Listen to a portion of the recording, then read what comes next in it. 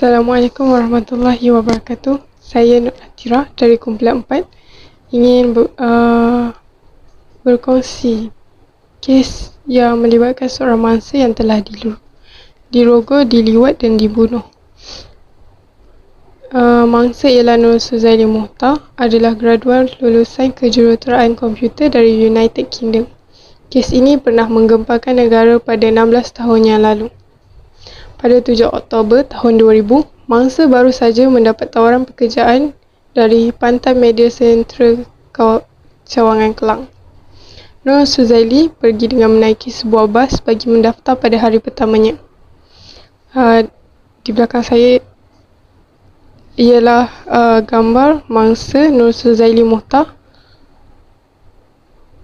yang dirogol, diliwat serta dibunuh.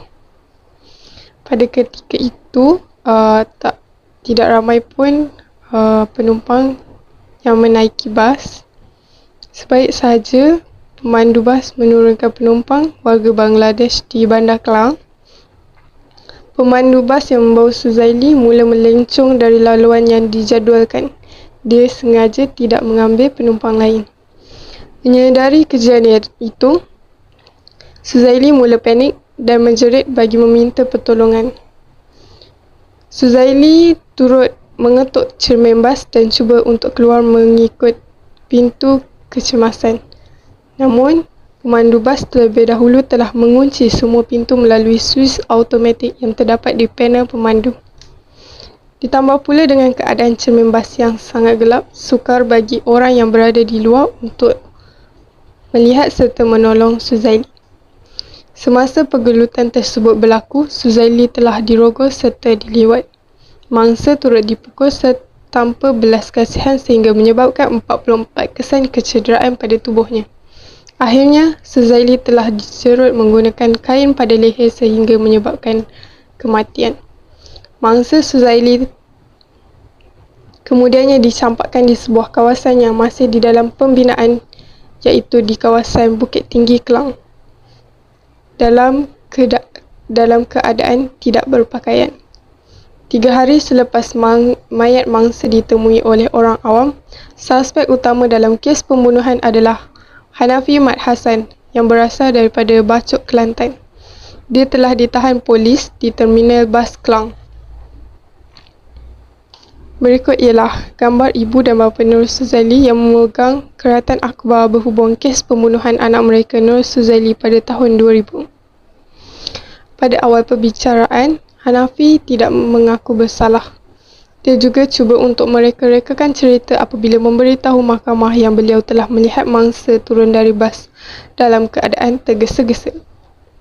Namun, pihak polis dan pihak penyiasat telah menjumpai air mani Hanafi di lantai bas dan di dalam rahim mangsa.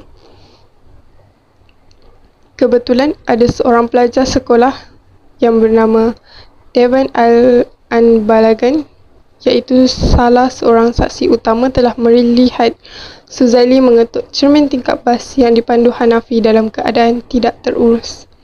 Namun, saksi tersebut gagal mengekori bas yang membawa mangsa kerana beliau hanya menaiki basikal. Buat pengetahuan semua, Hanafi pernah berkahwin sebanyak 4 kali dan pada ketika masa kejadian itu berlaku, isteri yang keempat baru sahaja 2 minggu melahirkan anak.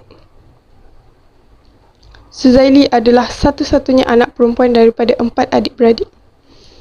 Ibu bapa Suzaili sangat menyayangi Suzaili sehingga mereka sanggup mencagarkan rumah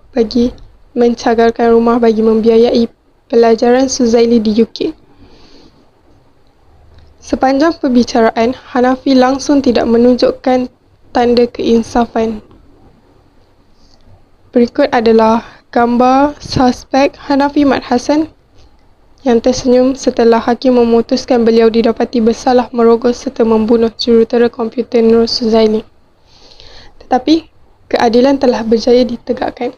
Penjenayah ini telah dijatuhkan hukuman mengikut Seksyen 376 Kanun Keseksaan, iaitu penjara 20 tahun dan 12 sebatan atas kesalahan merogol dan hukuman gantung sampai mati di atas kesalahan membunuh. Pada 19 Disember tahun 2008, Hanafi maut di tali gantung di penjara Kajang, Selangor. Pendapat saya bagi kes ini, kes rogol semakin meningkat. Kes rogol sekarang ini juga melibatkan kes rogol sumbang mahram, iaitu melibatkan keluarga seperti ayah, abang dan juga pakcik. Antara punca-punca berlakunya kes ini, pertama ialah kurangnya didikan agama. Agama memainkan peranan yang penting dalam kehidupan seseorang kerana ia dapat membendung diri daripada melakukan sesuatu yang mungkar. Seterusnya, hilangnya sifat kemanusiaan dalam diri.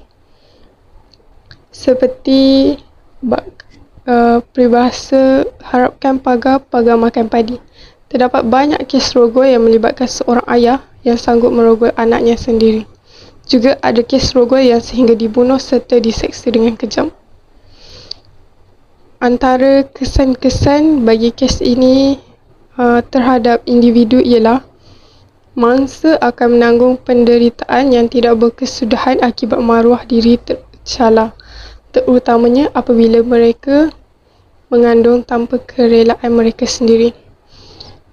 Seterusnya, mereka akan mengalami trauma yang berpanjangan serta tekanan yang teruk sehingga mendorong diri mereka untuk membunuh diri.